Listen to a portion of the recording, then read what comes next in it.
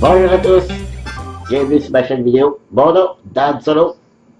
Aujourd'hui, ça va être le démarrage de Charterstone.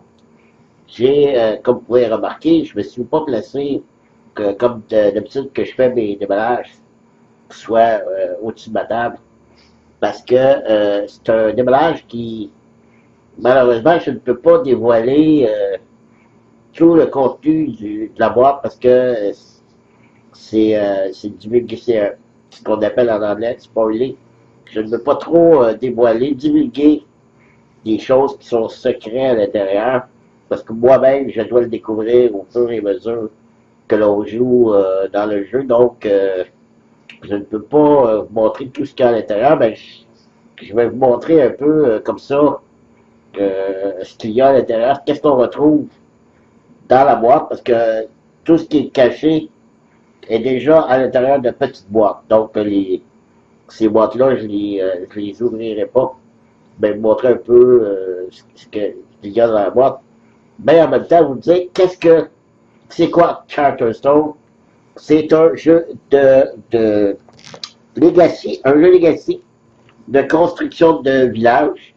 Alors, si vous êtes familier avec le mot Legacy, ce que ça veut dire, c'est que on fait des choses qui est irréversible dans le jeu, c'est que une fois que c'est joué, on ne peut plus revenir à l'arrière. Ça veut dire c'est que la prochaine game, on ne peut plus le faire quand ça a déjà été fait. À l'exception que celui-ci va à l'encontre des autres jeux Legacy. J'ai jamais été un grand fan des jeux Legacy parce que les premiers jeux Legacy qui sont sortis, il fallait détruire, au fur et à mesure qu'on jouait, on détruisait des choses, ils ont modifié des choses sur le plateau et qui, après la partie, c'est fini, on déchirait des cartes. Donc, les jeux Legacy, pour moi, c'était pas tellement mon bag, comme qu'on pourrait dire, ok. Lui, il y a une grosse différence, c'est que le jeu, au lieu de se détruire au fur et à mesure qu'on joue, au lieu de ça, il se construit au fur et à mesure. Mais une fois construit, c'est fini. On ne peut plus le revenir à zéro. C'est pas vrai parce qu'il existe dans ça une boîte qu'on appelle un recharge pack, une recharge, où on peut nous redonner toutes les cartes qui ont été pas déchirées, mais parce que c'est un jeu qui marche avec des collants qu'on doit coller dans un livre, ok? Parce que c'est un jeu où, au fur et à mesure, on découvre les règles au fur et à mesure. Ben, en fait, je vais vous donner mieux. Ici, il y a un bon petit résumé qu'on nous dit en arrière. Je vais vous lire, ça va vous donner une meilleure idée. Je me mets mes lunettes parce que je ne suis plus une petite jeunesse. Alors, ce que l'on dit, c'est le royaume prospère de Gringolly, qui est gouverné depuis des siècles par le roi éternel. Il a publié un décret pour coloniser les vastes terres au-delà de ses frontières, afin de fonder un nouveau village. Le roi éternel a choisi 6 citoyens pour cette noble tâche. Le jeu est de 1 à 6 joueurs. Chacun possédant des compétences uniques qu'il utilisera pour bâtir son quartier. Dans Charterstone, un jeu Legacy compétitif, vous construisez des bâtiments puis partagez le village que vous habitez. Les autocollants des bâtiments sont retirés des cartes et collés de manière permanente sur le plateau, qui deviennent des zones d'action à utiliser par tous les joueurs. Ainsi de quelques bâtiments disponibles au début, le village se développe pour être bientôt agité par des douzaines d'actions. Votre voyage à travers les nombreux secrets de Charterstone se prolongera sur 12 parties. Mais il ne finit pas là. Votre village achevé, deviendra un jeu de placement d'ouvriers absolument unique. C'est pour ça que ce qui est bien dans le jeu, c'est qu'une fois terminé, qu'une fois que tous les collants seront posés, qu'on pourra par la suite y jouer, qu'on ne pourra plus construire un village, il aura été déjà construit, mais par contre, ça ne nous empêchera pas de pouvoir y rejouer parce que ça va devenir simplement un jeu de placement d'ouvriers avec des ressources où on doit faire des scores et tout ça.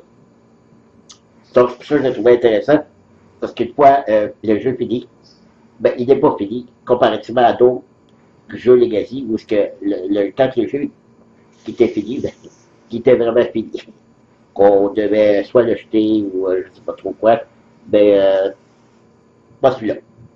Donc, donc ça, c'est, comme j'ai dit, de 1 à 6 joueurs, 14 ans et plus, une partie d'environ 60 minutes, ben, il y a 12 scénarios. Un jeu fait par Bataga. Et vous retrouvez le jeu chez mon ami Jonathan à la boutique Lidl. OK? Alors, on ouvre ça et une boîte très pesante. Regardez, on dit ici un peu, là, 350 cartes, 230 jetons de bois et, je vous dirais, petite surprise, celui-là, je peux au moins le dévoiler.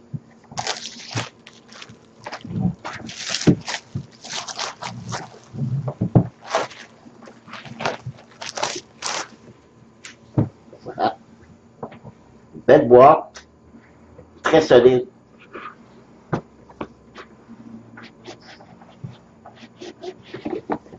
C'est un pili très bien fait.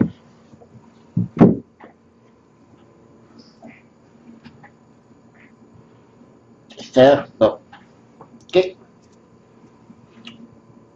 Un petit cahier de publicité de Bataga. OK. Quelque chose de très intéressant. C'est le livre de règles. OK. Comme je l'ai dit, c'est un jeu où on apprend en jouant. Alors, ça commence où on a des simples règles ici. Puis, il y a des cases ici où on doit coller les cartes qui, c'est des nouvelles règles. Au fur et à mesure qu'on joue, on développe de nouvelles règles. Alors, ce petit cahier de 7 pages, ben, avec, je sais pas que le replay, là, on voit pas bien avec le replay, hein, on voit pas bien. C'est un peu ça. Je suis, oui, de 1 à 6 joueurs. J'oublie de mentionner que c'est un jeu de Jamie Stegmaier, le fameux Stegmaier avec le fameux Autobot qui a fait le jeu solo de Salt, de viticulture.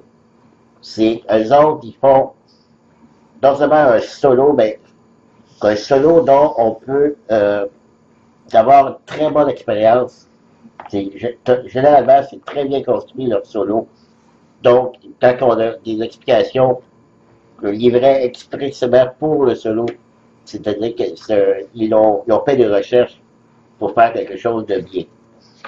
Donc, c'est pour ça que un jeu qui m'intéressait, quand même 4 pages pour le solo.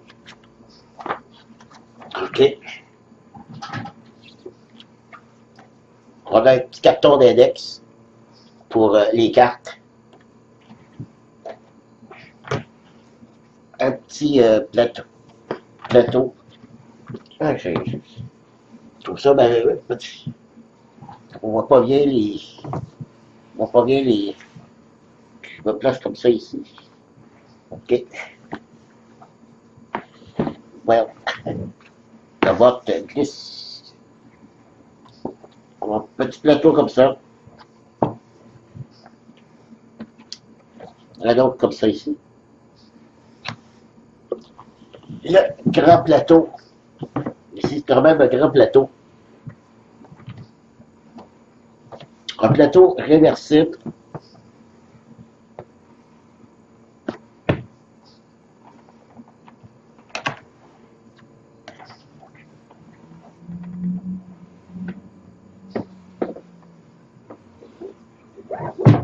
Voilà. Je vais te montrer à l'endroit.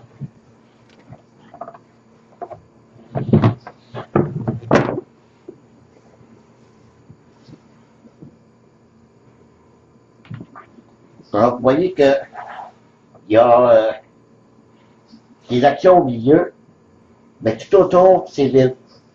C'est là qu'on va avoir des collants à mettre pour bâtir le village où il y aura plusieurs autres actions durant la partie.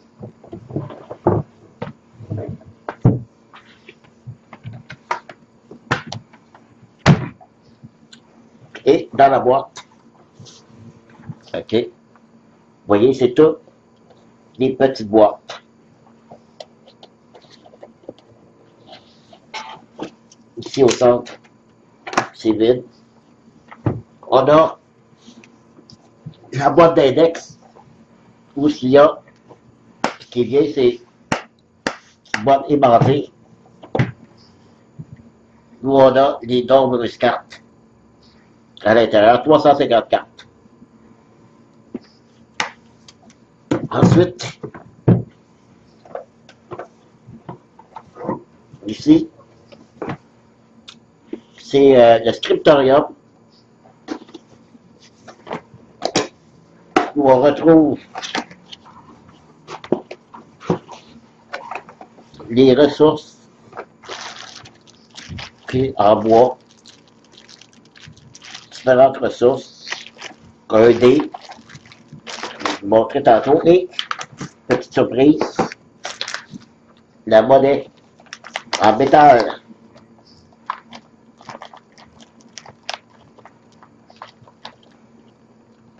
Et voilà. Et c'est des pièces, de très grosses pièces même, très épaisses. Donc c'est, nous, vous savez, hein, les gamers, on dit toujours, quand c'est en métal, c'est un petit plus. Donc, très agréable. En métal, des ressources.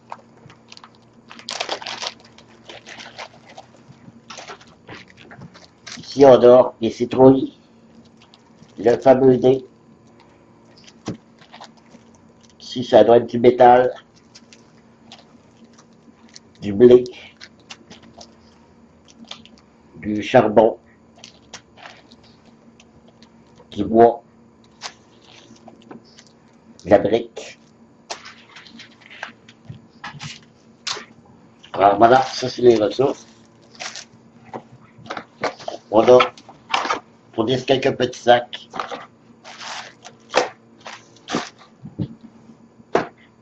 Et le reste, ben, c'est ça que je ne peux pas vraiment vous montrer. Tu sais, ici, c'est les nombreux personnages qu'on peut avoir dans le jeu. Ici, on a une petite boîte vide, c'est des archives. Toutes les cartes qu'on doit se débarrasser, mais on ne les jette pas. On les met ici dans les archives. Ici, il y a des choses à l'intérieur, je ne sais pas c'est quoi. Ici aussi. Donc, ici, ce sont nos personnages. Chacun des personnages, vu que c'est une campagne, on va débloquer des choses ici que durant les parties, on va pouvoir conserver le nombre de ressources qu'on va avoir au départ. Donc, j'imagine